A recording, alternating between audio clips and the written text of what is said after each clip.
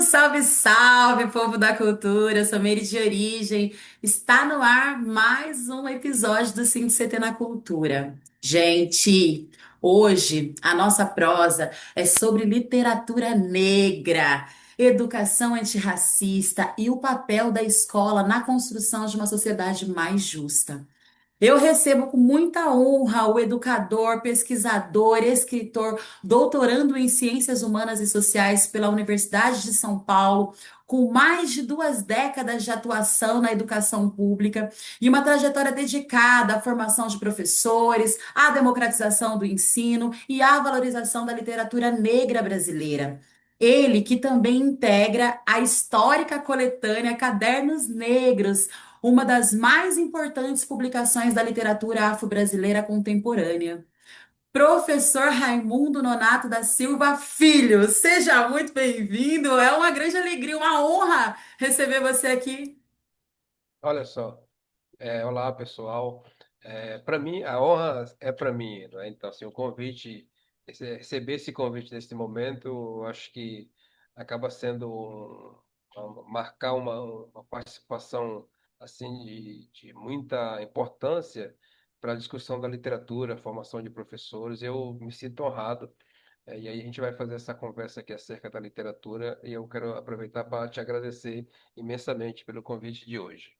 Ai, que maravilha! E eu quero agradecer a professora Bárbara Miranda, que fez essa ponte a partir do teu curso, né, aí na USP, e eu fiquei muito feliz e lisonjeada. Então, beijo, Bar, minha querida amiga.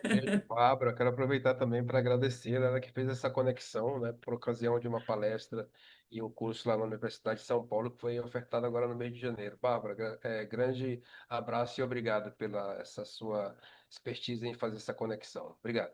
Beijo. Demais. Roda a vinheta pra gente, produção. Rádio CT apresenta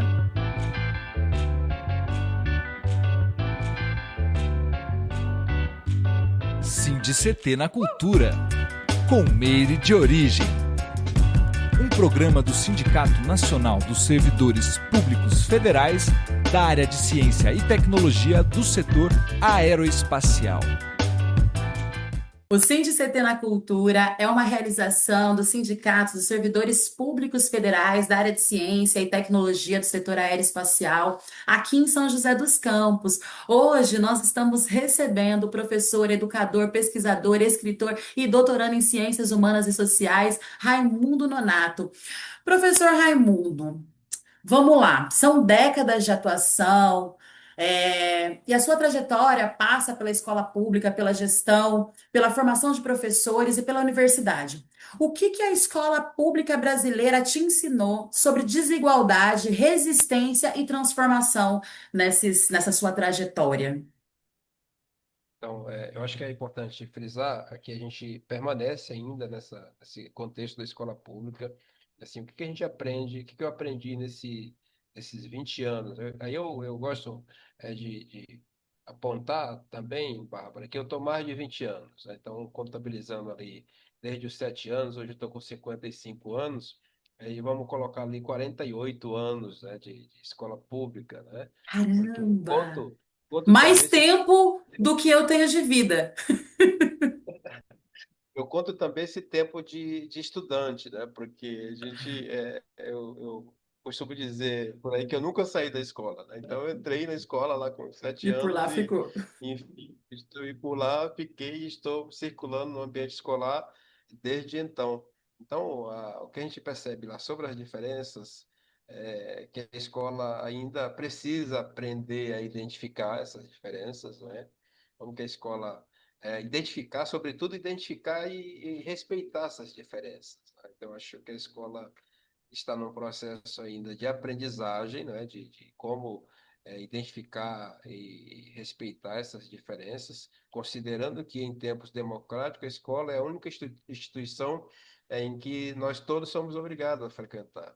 Então, independente da sua crença, independente da sua origem, então, todos nós somos obrigados a frequentar a escola. E é lá que encontra, que as diferenças se encontram, né? Então, e o grande E a grande pegada assim é lidar com essas diferenças. Então, eu gosto dessa ideia de identificar, a escola precisa aprender a identificar e respeitar essas diferenças. E assim ela construir espaços seguros de diálogos para que as pessoas possam se apresentar da forma como elas são, né? E não criar uma espécie de uniformização dos seres que chegam ali sistematicamente todos os dias. Eu acho que o caminho é o inverso do que ainda se pratica hoje. É destacar as diferenças e com essas diferenças se criar os espaços seguros de diálogos e desta forma fazer o enfrentamento ao racismo, aos preconceitos, às desigualdades de modo geral e conscientizar esse indivíduo pela busca de um ambiente mais saudável, né? Costumo dizer que a escola precisa ensinar a ser humano, né, nesse contexto. Então, vamos por este caminho de ensinar as pessoas seres humanas. Muito bom. E você tem uma atuação forte na formação docente. Na sua avaliação, quais ainda são os maiores desafios para implementar uma educação verdadeiramente antirracista nas escolas? Esse é um desafio enorme, né, Meire? Porque a escola, sendo esse território de disputa, não é? A escola é um território de disputa. Eu dizia anteriormente que é onde as diferenças se encontram, né? Então essas diferenças elas vão no contexto político, elas estão no contexto cultural, elas estão no contexto econômico, elas estão no contexto religioso, né? Que eu acho que é uma questão que marca bastante. Sim, Então o desafio os profissionais que ali que ocupam os postos de gestão e de responsabilidade pela condução da escola, é que eles compreendam que aquele espaço diverso não é um espaço em que eu posso colocar os meus pensamentos pessoais, individuais. Então, ali não é um local para você, então, manipular, né? Por exemplo, manipular informação, manipular pensamentos, manipular as escolhas das pessoas e, de certa forma, se aliar se aliar e apoiar apenas aqueles semelhantes. Né? Então, assim, eu acho que o desafio é fazer com que os docentes e gestores isso pensando no espaço local, tá? Pensando no sim, espaço local. É do micro, né? No micro mundo ali da escola. Fazer com que estes profissionais que ali estão aprendam a diferenciar as coisas. Então, eu estando no espaço diverso, eu não posso tentar imprimir a individualidade, sabe? De sim, que a gente pensa assim, eu penso assim e é dessa forma que eu vou conduzir as coisas. Então, fazer a escola fazer com que a escola desenvolva ações antirracistas, neste contexto que nós estamos vivendo agora, é dizer assim que as individualidades e pensamentos não podem imperar nas decisões coletivas dentro do ambiente escolar. Então, o momento em que ali não é um espaço para se levantar bandeiras, né? É um espaço para se acolher a diversidade e as diferenças, evidentemente, e respeitá-las. E também, aí pensando nessa ideia de individualidade, eu diria que a gente só pode colocar o individual, a expertise, se for uma expertise individual, a serviço da coletividade. Tá? Então, se for para um determinado nicho, para um determinado grupo ali na escola, você vai potencializar as diferenças e a exclusão dentro de um ambiente só. Então, se eu pensar na sala de aula aqui e eu responder as perguntas apenas naquelas pessoas que eu gosto, por exemplo, né, que existe isso. O garotinho levanta a mão lá, a professora espera. A professora tem uma dúvida, espera. Então, e ela dá atenção mais, e ele dá atenção a outras pessoas que ali estão mais ou menos tem uma afinidade ali com o docente. Então, eu acho que esse é o ponto, pensando no micro, esse é um ponto importante para se discutir, e reforçar a ideia de que você é um prestador de serviço daí, sendo um prestador de serviço público, você tem que atender essa diversidade que chega lá. Agora, fora da escola, tem outras questões, né, também dos gestores e secretarias e governos que precisam movimentar uma questão mais forte dentro das unidades escolares. As políticas, ainda que a gente tenha aí uma trajetória importante dentro da política, né, da legislação que ampara o trabalho da educação antirracista, ele efetivamente ele ainda não é algo que ele atua de forma intensa dentro das unidades escolares. Ainda há muita descontinuidade das ações. Então, quando a gente desenvolve uma ação ou um projeto voltado para a educação antirracista, ele acaba sendo anexado, acaba sendo é, conectado ao projeto do Raimundo, por exemplo, ao projeto de Fulano, ao projeto de Beltrano. Então, quando sai esse professor ou esse gestor da unidade escolar, começa do zero, né? Começa do zero. Então, essa é uma questão da gente, do Estado, né, de modo geral, aqui, imprimir um desenvolvimento de ações institucionais que as administrações falham muito ainda com isso. Falham Sim. muito. Inclusive o desenho da contratação de pessoas, inclusive o desenho da nomeação da diversidade nas unidades escolares, né? Então, se a gente for olhar para as unidades escolares por gestores, secretários, não tem secretários negros, nós não temos dirigentes regionais de ensino negros, são poucos os diretores negros, são poucos os coordenadores negros, então, indígenas, então, hoje fica bem, bem longe. Então, o quilombola também fica muito distante de tudo isso. É preciso que se aplique a legislação para também a escola se animar e passar a fazer essas ações dentro das escolas. O desafio é esse, é fazer com que E as isso porque a pessoas. gente tem lei para isso, né? Imagina só, né? Nós temos a lei, a legislação, e não é uma só, são várias, é um, é Hum. um arcabouço gigante aí de legislação que garante isso. Mas ainda há muitas falhas. As pessoas que decidem as coisas nas escolas, elas ainda estão um pouco distantes desse cumprimento da legislação, né, para implementar de fato, né? Então, você encontra a questão religiosa que as pessoas resistem, né? Especialmente se a gente for pensar aí na expansão vertiginosa das religiões protestantes, né? Nas periferias, né, de modo geral. Então, tem um território amplo que está sendo ocupado por estas crenças, e estas crenças elas acabam tendo muita força dentro das unidades escolares. Então, não é só, você não enfrenta só o preconceito racial. Além de você enfrentar o preconceito racial, dentro das unidades de escola, você enfrenta também a hostilização, né, de você ser docente e quer desenvolver um trabalho, e ali você fica sendo hostilizado muitas vezes, porque você não recebe o apoio de colegas, você não recebe o apoio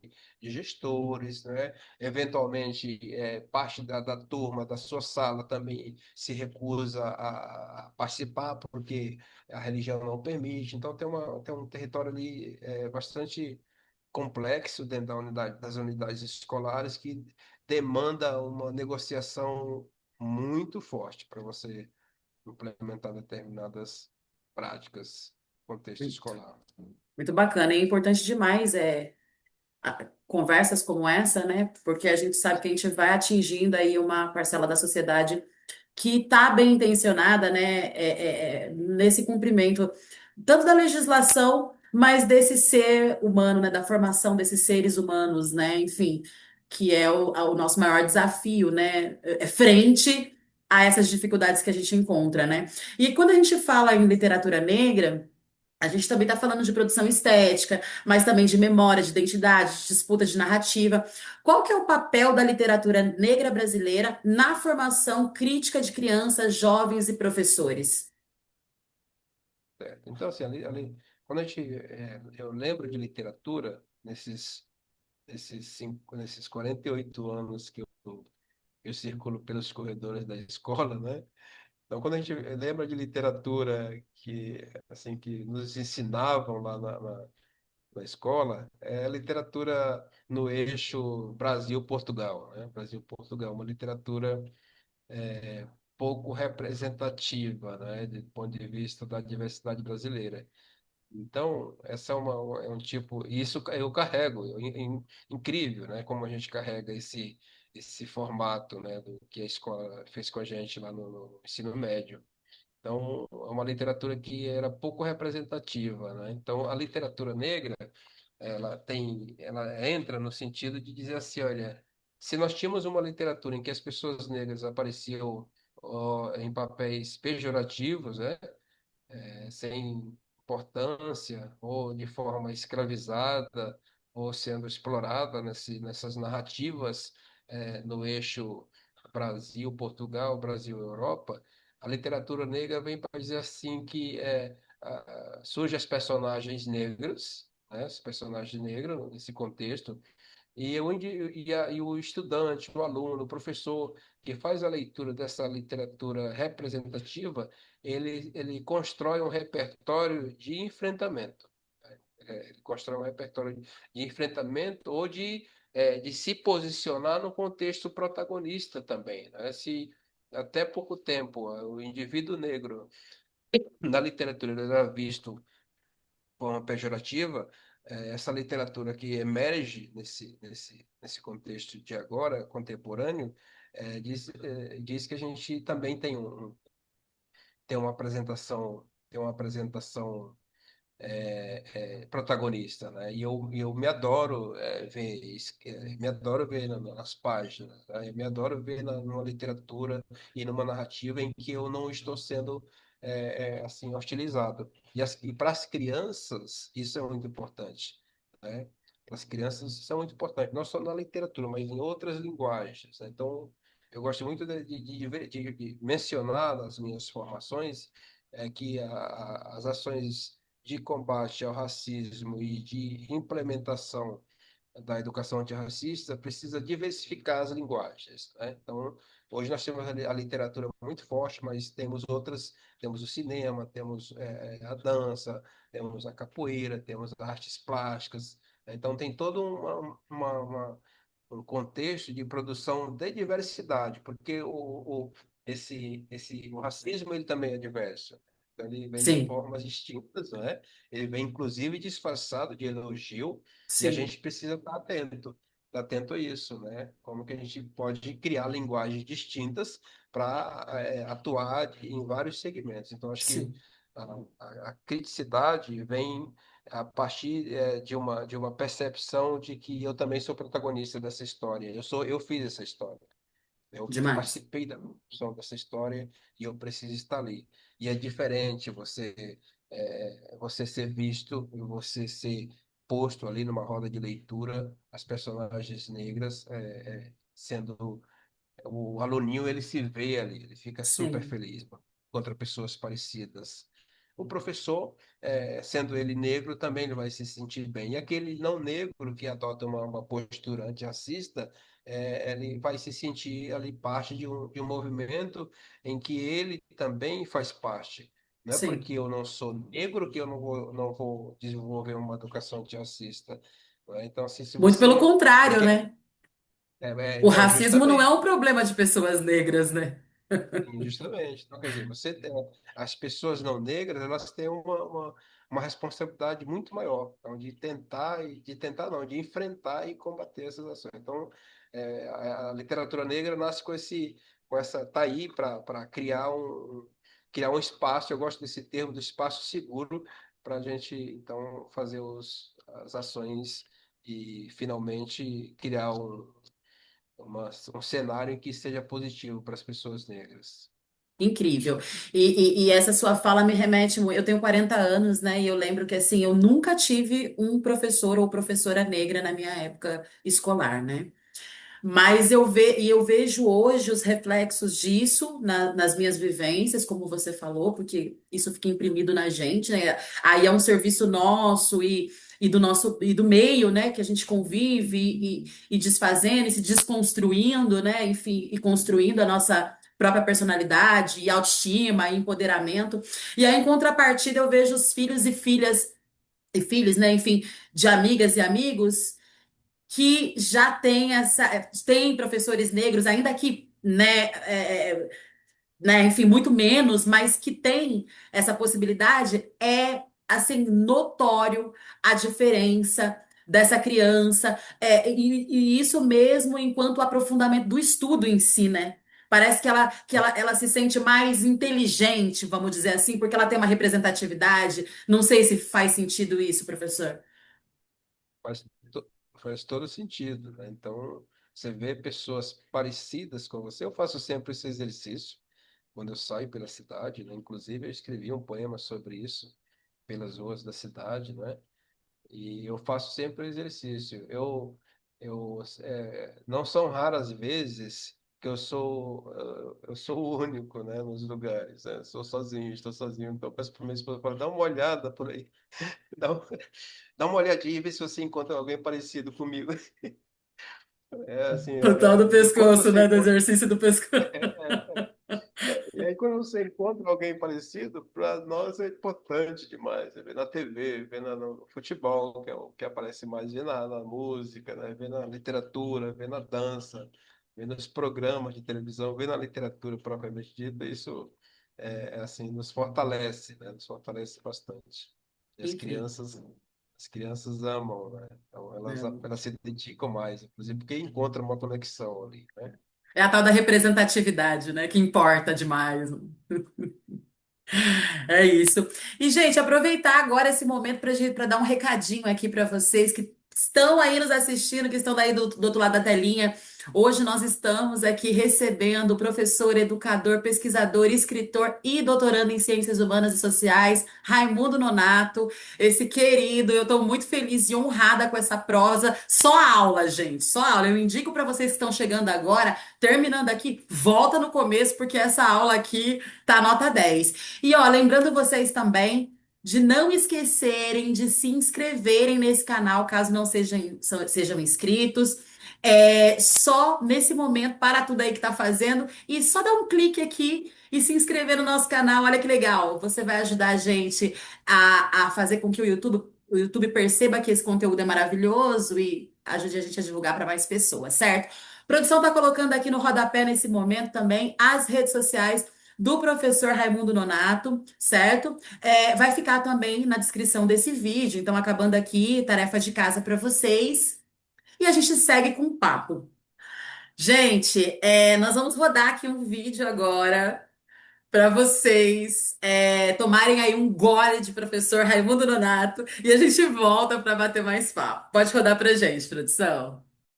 Olá, eu sou o professor Raimundo Nonato. Estou aqui hoje para falar com vocês acerca deste livro, Democratização do Acesso ao Ensino Superior no Brasil, que é fruto da minha pesquisa de mestrado e que eu fiz uma adaptação e publiquei ele em 2018. Portanto, entre cerca de 8 ou 9 publicações que eu tenho, este foi o primeiro livro que eu publiquei. Então, e fala sobre o quê? Fala sobre a trajetória de alunos que ingressaram na universidade por meio de bolsas de estudos, ou por meio do Programa Universidade para Todos, ou por meio do SISU, ou por meio do FIES. São pessoas de classe média baixa, né, que dependem de uns ajustes e das políticas públicas para ingressar na universidade.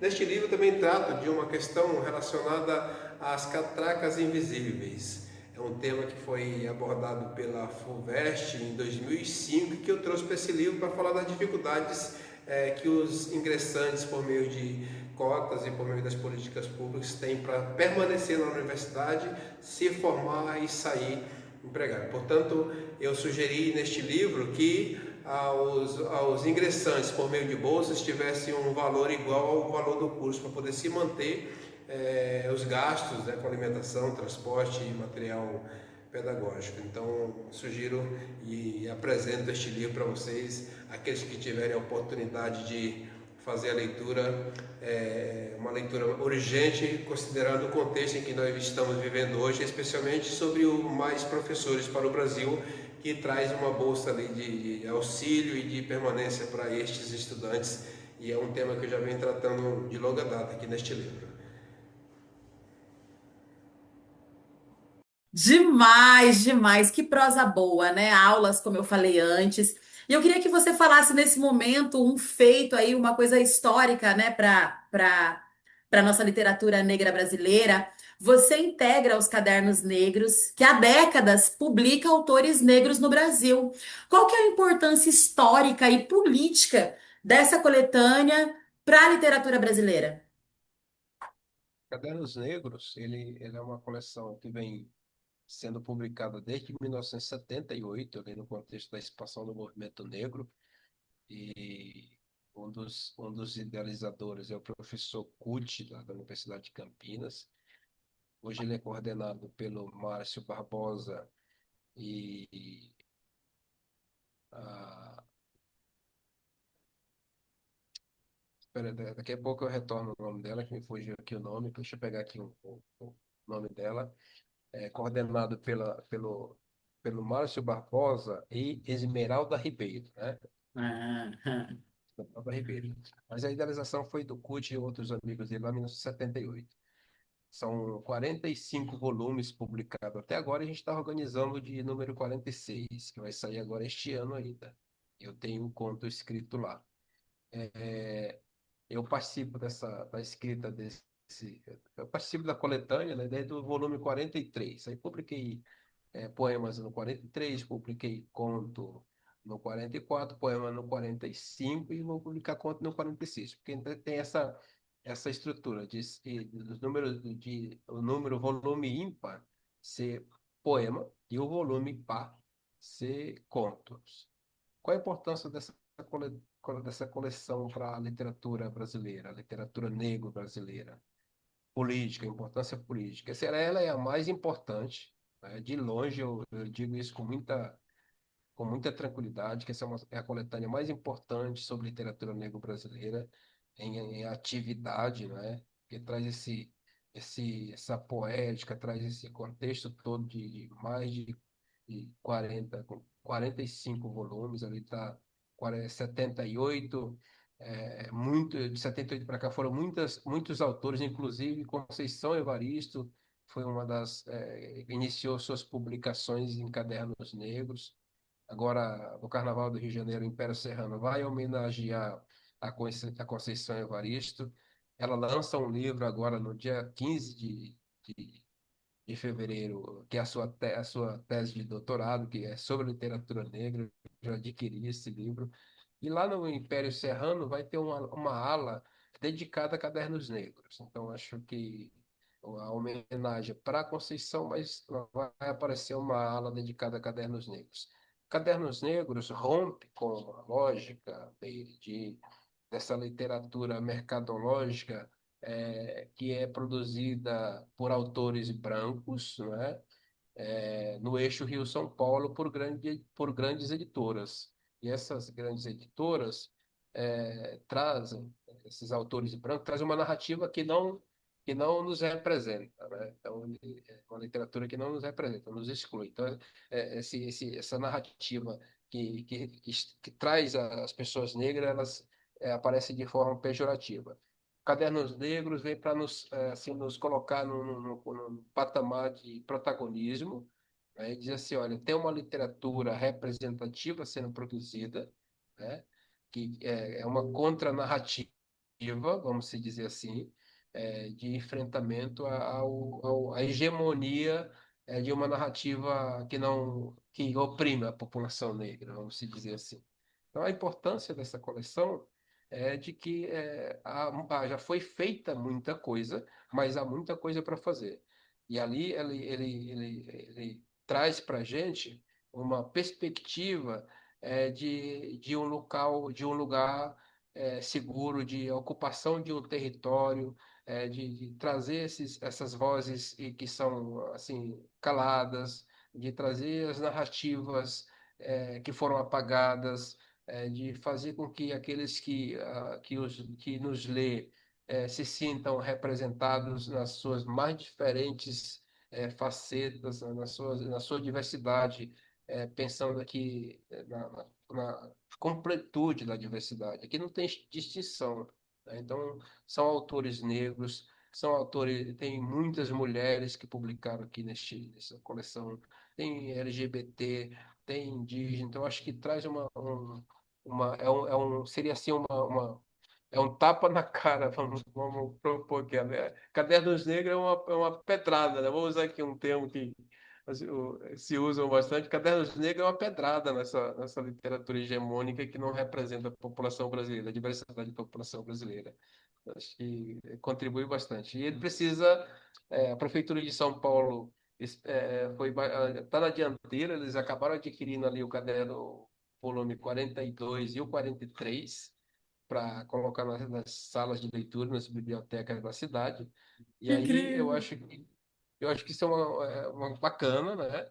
É bacana. Caramba. O Estado de São Paulo precisa abrir os olhos para isso, né?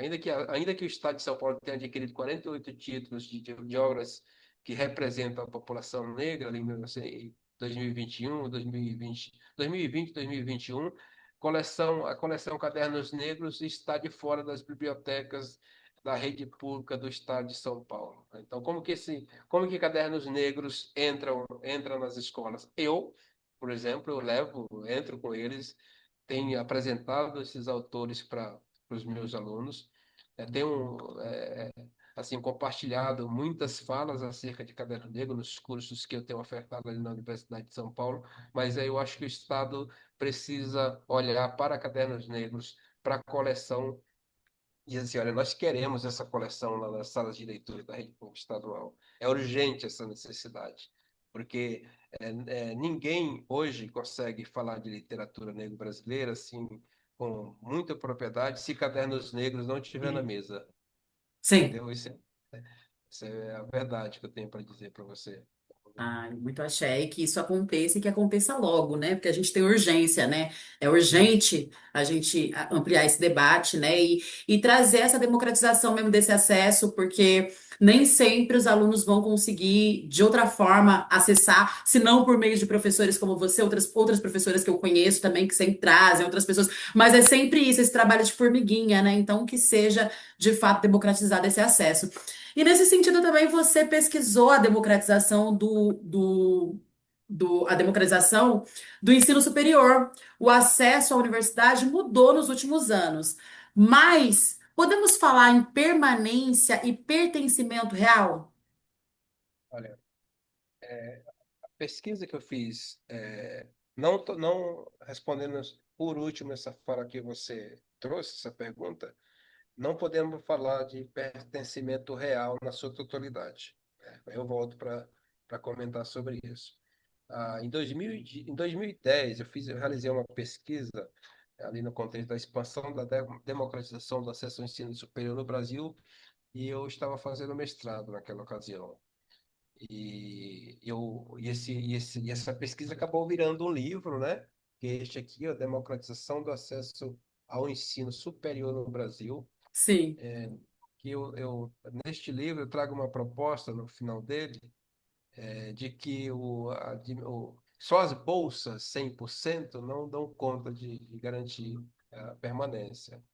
Por que eu digo isso? Uma das entrevistadas que eu tive a oportunidade de conversar, ela relatou para mim, ela tinha 100% de bolsa, morava na cidade de Tiradentes, na Zona Leste, aqui em São Paulo, e estudava em São Bernardo do Campo. E ela me disse o seguinte: tem dia que eu venho com fome, e eu, assim, tenho muita dificuldade de permanecer. Tem dias que eu venho só com o dinheiro de vinda, né? E aí eu tenho que pedir minhas colegas para me prestar ali uma grana para me voltar para casa, sim. né? Mas eu tenho que fazer isso antes do intervalo, para que elas saem, vão para a cantina e gastam dinheiro e eu fico assim com dificuldade. Tem dias também, Raimundo, que eu escolho os dias da semana que eu venho para a universidade, porque não dá para mim vir os 5 dias por conta da grana. Sim. Então, eu escolho os dias que eu preciso vir, né, para as aulas, assim, eu escolho aqueles dias que eu não posso faltar. Então, eu propus nessa pesquisa, no final dessa pesquisa, que além da bolsa, o governo precisa garantir isso em 2018 e 2010, quando defendi essa dissertação, E aí eu publiquei em 2018, mas enfim, é uma discussão que já vem desde 2010. O que que eu propus aqui? Que o valor referente à bolsa, então, deve ser destinado para o aluno. Então, assim, se faço um curso lá de engenharia no valor de R$ 2.000, ele precisa ter um valor de R$ 2.000 na conta dele ali mensalmente para ele poder ser aluno, né? Para ele Sim. poder não dividir o tempo dele com preocupações de fome, de transporte, né? Porque senão você vai formar uma pessoa assim, superficial, né? Com fragilidades, tá? O cara precisa estudar, ele precisa trabalhar, precisa pagar conta, precisa, então é preciso que ele se dedique ao estudo, né, Sim. com maior ênfase, né? E para isso ele precisa ter uma bolsa que seja para além dos R$ 300 que alguns cursos de integrais acabavam oferecendo naquele contexto. Então demorou muito, agora recentemente o governo lançou uma bolsa, ainda ela é pouca, né, mas já é um pouquinho maior, né, do que a gente para o docente, né, o professor, mais professor ainda, ele Sim. ganha de R$ 1.000 para auxiliar no estudo dele, mas isso é uma discussão que eu já venho trazendo desde 2010, que é preciso que se efetive para outras profissões. Agora, estar na universidade por meio da democratização do acesso ao ensino superior foi um avanço que a gente não pode dizer que não pode minimizar esse avanço, né? Foi o que assim eu considero que teve de mais importante nesses últimos 20 anos, né? Para nós, para a população de modo geral, foi uma política acertadíssima do governo Luiz Inácio Lula da Silva que acabou assim mudando a realidade de muitas famílias, inclusive a minha, né? Porque eu fui Sim. filho de 10. Meus pais tiveram 10 filhos, eu sou o último dessa galera, e foi o único que consegui acessar a universidade por meio de uma bolsa de 50%, que eu também tive dificuldades para conduzir o meu estudo, de dividir trabalho e ter que trabalhar e ir para a universidade, é uma coisa louca. Então, mas tirando isso, né, essa questão da positividade de que foi uma política acertada e que a gente precisa só ir organizando, fazendo os ajustes, a, a permanência ela ainda é um pouquinho difícil, justamente porque tem essa questão financeira e tem a questão, Meire, racial também, tem a questão do preconceito. Os alunos que ingressam à universidade por meio de bolsas, eles são estigmatizados muitas vezes. Não participam de grupos, não participam de iniciação científica, a orientação é um pouco assim, deixada de lado. Então, tem muitos problemas. Você precisa continuar rompendo as catracas invisíveis, né? Eu peguei esse termo catracas invisíveis emprestado do tema da redação de 2005 da FUVEST, né? Que o SESI, na verdade, o SESI, por ocasião do Fórum Social Mundial, de 2004, propôs que grupos artistas criassem uma obra que representasse a cidade, né, de São Paulo. E um grupo chamado Contrafilé criou uma obra e colocou lá no Largo do Aroche, em que era uma catraca, né? Eles pegaram uma catraca de ônibus e colocaram num pedestal e fizeram essa exposição lá no Largo do Aroche para dizer assim, para propor uma descatracalização da vida, né? E eu achei Muito interessante isso. legal. Eu achei interessante essa questão da descatracalização da vida, porque é o que ocorre com a questão das bolsas. A gente tem acesso à universidade, mas lá dentro da universidade você precisa romper algumas catracas para Sim. continuar no seu curso e concluir esse curso. Depois que você conclui o curso, você também precisa continuar rompendo, porque o empregador ele lança esse olhar de discriminação, porque estou falando de pessoas negras, assim como eu, né?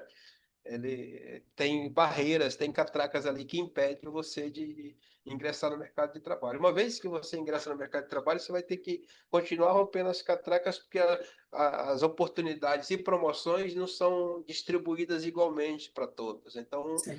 são questões que a gente precisa, não pode deixar de estar atentos, que isso ocorre ainda nos dias de hoje. Com Agora, certeza. para além disso, nós não estamos aqui minimizando a importância da democratização do acesso ao ensino superior no Brasil. Ela é de extrema importância, mudou a vida de muita gente, continua mudando, e eu acho que a gente precisa potencializar cada vez mais essa política e garantir que ela continue aí pelo menos pelos 500 anos, né? Para depois a gente reavaliar. Houve uma reavaliação agora em 2022, 23, das cotas, né, tudo mais, isso aí, mas eu acho que ela ela traz um sentido para todos nós. Mas ocorre, tá? De maneira ainda frágil, mas ocorre o pertencimento, ocorre a permanência. As pessoas estão saindo bem informadas, elas estão configurando ali como criaram o fato, trouxeram um fato importante aos que eram contra esse ingresso das pessoas da universidade, que diz que iam diminuir a qualidade da universidade, né? Os Sim, críticos, né? Crítico não, umas pessoas à toa que estavam aí. E aí a participação das pessoas disseram, demonstra os fatos trazem respostas contrárias a isso. Então, contrárias. Aham, os traz cotistas são os melhores. os melhores alunos, é os que concluem, apesar de toda essa problemática que eu trouxe aqui, a gente conclui o curso, Sim. vai para pós-graduação, vai para o trabalho, vira empreendedor e estamos mudando a realidade e a cor da universidade, né? A cor da Ah, universidade mudou. Então, você tem uma diversidade maior hoje, né? Então, isso é muito, muito, muito importante. Eu acho muito que precisa significativo. potencializar. Né? De fato, de fato. Aqui também eu estou no último ano de jornalismo e a minha filha também, a gente entrou juntas, né, na faculdade, ela está no último ano de pedagogia, vai ser essa colega, e agora no primeiro ano de fonoaudiologia. E a gente tem bolsa, né, de 50%. Mas é sobre isso, né, que você falou, professor, assim, essa dificuldade mesmo, não é que a gente não vai fazer, né, não vai concluir, mas conclui, assim, de uma forma tão pesada que às vezes esse processo machuca tanto, né, que você sai assim, quantas pessoas que acabam saindo desse processo, muitas vezes com a saúde mental comprometida, muitas vezes, né, até com a saúde física comprometida, porque isso vai debilitando a pessoa de tantas formas, então que seja um processo mais leve, né, de fato, para que a pessoa possa sair como as pessoas que têm um poder aquisitivo saem, né, felizes e agora vamos trabalhar e essa é a única preocupação, né, daqui para frente. Então que seja assim, que seja leve. E eu quero te agradecer por esse papo. Antes da gente finalizar, né? Queria que o professor deixasse uma mensagem, né? Que mensagem que você deixa aí para os educadores, estudantes que desejam construir uma educação mais justa, inclusive e comprometida com a história e com a cultura negra no Brasil. Bem, pessoal, eu acho que é uma questão importante, viu? A gente criar um retrato, né, de onde nós estamos. Uma recomendação que eu tenho feito para que as pessoas, os educadores, de modo geral, os estudantes e os profissionais consigam entender que a questão que envolve a questão racial no Brasil, ela envolve a todos. Né? Então, nós temos aí cerca de 70% da população brasileira que se apresenta como negra ou parda, mas quando a gente vai para os espaços de poder, essa diversidade não aparece. Onde estão essas pessoas, né? E aí eu diria para que cada educador, gestor, líder das empresas, faça um diagnóstico de quão diverso é o seu espaço. Né? Então, assim, o que eu tenho de diversidade aqui? Porque diversidade é sinônimo de qualidade, né? Eu acredito nisso. Então, as escolas precisam mapear, né, pensando aqui na escola, precisa mapear quem são os indivíduos que estão frequentando ali sistematicamente, diariamente, sistematicamente todos os dias. Assim, quantos por cento nós temos de negro? quantos por cento nós temos de indígenas, quanto por cento nós temos de pardos, quanto por cento nós temos de LGBT, mapear a questão de religião para você ser mais assertivo, né? Não dá para a gente ficar citando números de leis e, na prática, essas questões não acontecem. Então, eu acho que, para além da 11.645, que é assim, a coroa de um movimento de longa data, né, que o movimento negro vem fazendo, para além da legislação, é preciso que você faça um diagnóstico do seu local de trabalho. O gestor tem essa responsabilidade de fazer o diagnóstico para ele poder ser mais assertivo. E ali não se trata daquilo que eu penso, se trata de uma questão coletiva. E enquanto o Brasil não enfrentar essa questão racial, nós não vamos ocupar um local de destaque do ponto de vista econômico, porque são muita grana para poucos e muita gente sem ter o que comer. Então, e essa gente que está sem ter o que comer, essa gente que está sem trabalho, essa gente que está sem qualificação, ela tem cor e CEP. Então, é preciso olhar para isso, para a gente poder reverter a questão econômica e reduzir as desigualdades e que o Brasil, apesar dos avanços, ainda se encontra. Então, voltando, recomendo fortemente que façam um diagnóstico para ser mais assertivo nas ações. E essas ações, elas não estão condicionadas ao que você pensa, do ponto de vista da pessoa física, né? E você é representante do Estado, é uma pessoa jurídica e você precisa agir como tal. Deixa a religião ali do lado, deixa a sua ideologia ali do lado e vamos trabalhar para a coletividade. Acho que a minha mensagem para hoje é essa. Sensacional. E uma perguntinha final, final, final mesmo. Para as pessoas que estão nos assistindo que querem adquirir aí seus livros, né? Enfim, que querem estar mais próximas, como é que faz? Olha só, eu publiquei por 3 editoras, na verdade, né?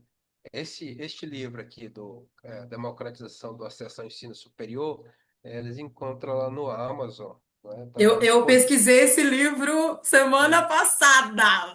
Sério, assim, a hora que você mostrou, eu falei, gente, passada. Ele tá lá no Amazon.